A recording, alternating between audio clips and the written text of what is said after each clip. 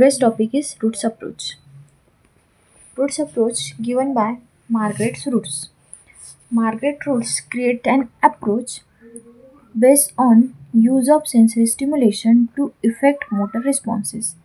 मतलब रूट्स ने क्या बताया, सेंसरी स्टिमुलस देंगे और उसकी वजह से जो मोटर रिस्पॉन्स आएगा उसको यूज़ करके हम लोग न्यूरोलॉजिकल डिसऑर्डर का ट्रीटमेंट कर सकते हैं. Roots combine sensory stimulation plus sequence of position and activities that replicate normal ontogenic pattern. First we all know sensory stimulation तो देते ही है, उसके साथ सीक्वेंस ऑफ पोजिशनिंग देते हैं according to the developmental pattern और ऑन्टोजेनिक पैटर्न. मतलब हम लोग पोजिशनिंग करेंगे पेशेंट का according to the ontogenic pattern और developmental pattern. We will see ontogenic pattern in latter part. Then it is the neurological response based on control sensory stimulation, use of developmental pattern, use of functional activity that demand the movement and practice of sensory motor responses for motor learning. इसमें क्या होगा, control sensory stimulation होगा, जो हम लोग तो देती ही है कंट्रोल सेंसरी स्टिमुलेशन.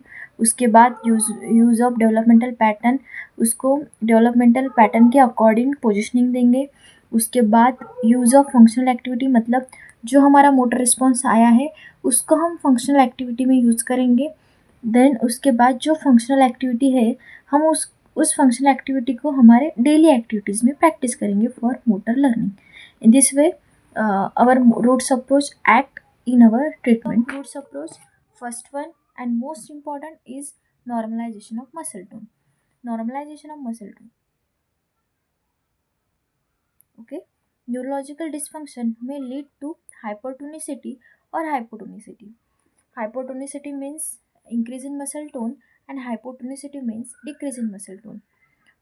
जो भी न्यूरोलॉजिकल डिस्फंक्शन होगा उसमें या तो हाइपोटोनिसिटी होगी या और हाइपोटोनिसिटी होगी और दोनों भी हो सकती है. एबनॉर्मल मसल टोन, जो दोनों भी है हाइपोटोनिसिटी एंड हाइपोटोनिसिटी, हमारे एबनॉर्मल मसल टोन में आता है.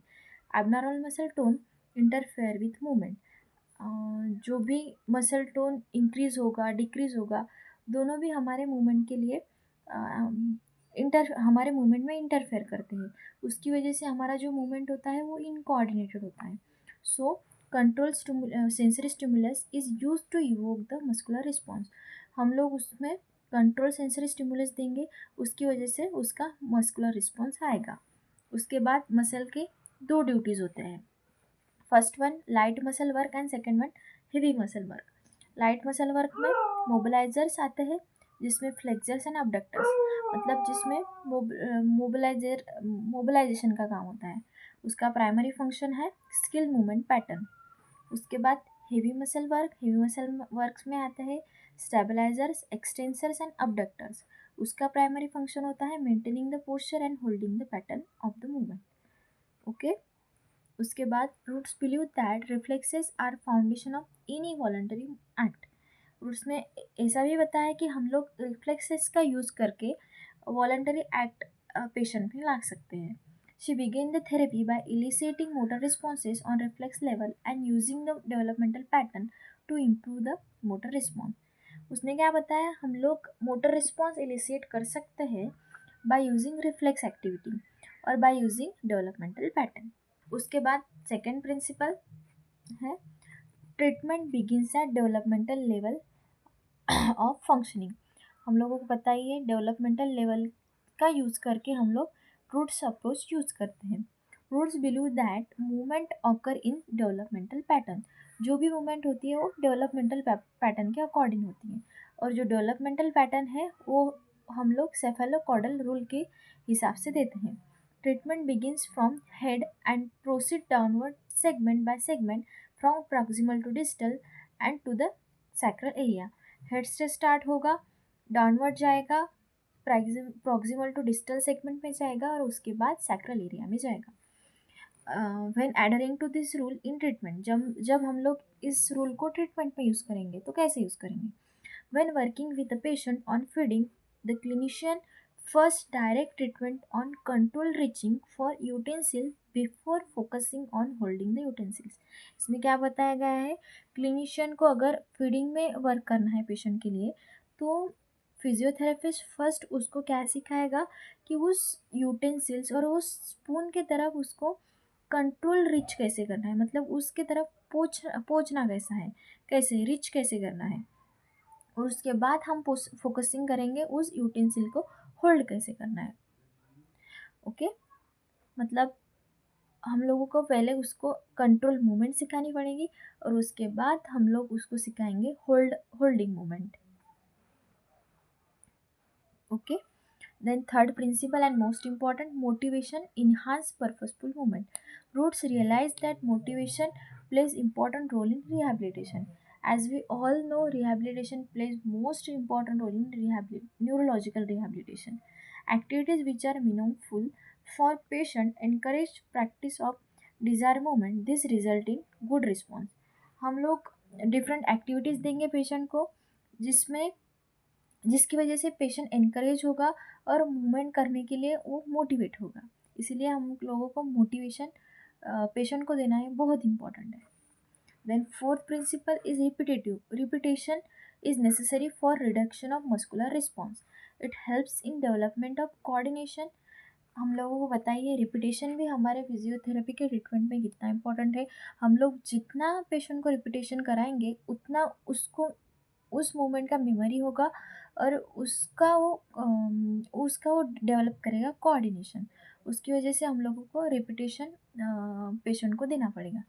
Repetition assist the brain in developing an internal memory of specific motor activity. उसकी वजह से मेमोरी पेशेंट में मेमोरी डेवलप होगी और वो इम्पोर्टेंट होगी हमारे neurological disorder. Then principle of treatment. Principle of treatment में आएगा, रिफ्लेक्सेस कैन बी असिस्ट और retard the effect of sensory stimulation. Reflexes assist भी करेंगे और रिटार्ड भी करेंगे for the effect of sensory stimulation. According to roots, reflexes can be use to influence the muscle tone. Reflexes use करते हैं to increase और to decrease the muscle tone. There are mainly two types of reflexes which are used: tonic neck reflexes and tonic labyrinthine reflexes. Tonic neck reflexes triggered by changes in the relationship of head to neck. जब head to neck में change होगा, मतलब positioning of the head and neck में change होगा, तब हमारा muscle tone increase होगा और डिक्रीज होगा. Same tonic labyrinthine reflex occurs with changes in relationship of head to gravity. मतलब जब हेड का पोजीशन चेंज होगा according to the gravity, then हमारा मसल टोन इंक्रीज होगा और डिक्रीज होगा. Any changes in position of head to neck और head to gravity can result in increase और decrease the muscle tone.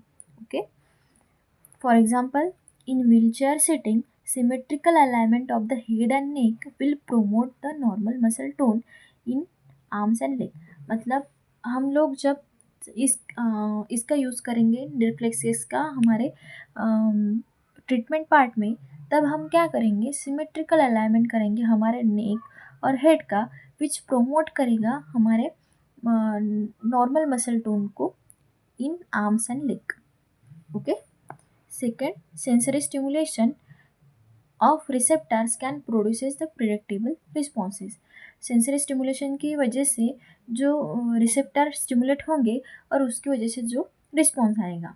Clinician using sensory stimulation can use to produce desired outcome. Clinician sensory stimulation का use करके desired outcome ला सकता है. For example, slow rocking stimulus produces the calming effect and may be for patient with hypotonicity. Slow rocking stimulus use कर सकता है physiotherapist for calming effect mainly in patient with hypotonicity. मतलब जिन लोगों में टोन इंक्रीज हुआ है उस लोगों में हम लोग स्लो रॉकिंग यूज़ कर सकते हैं.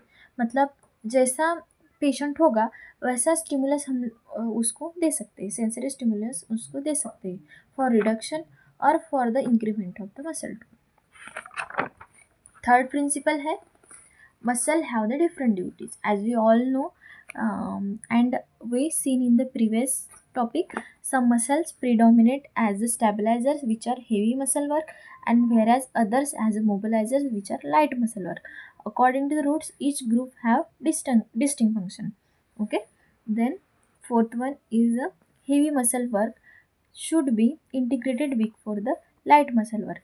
मतलब जो हेवी मसल वर्क है वो पहले एक्टिवेट होना चाहिए before the light work muscle. Okay.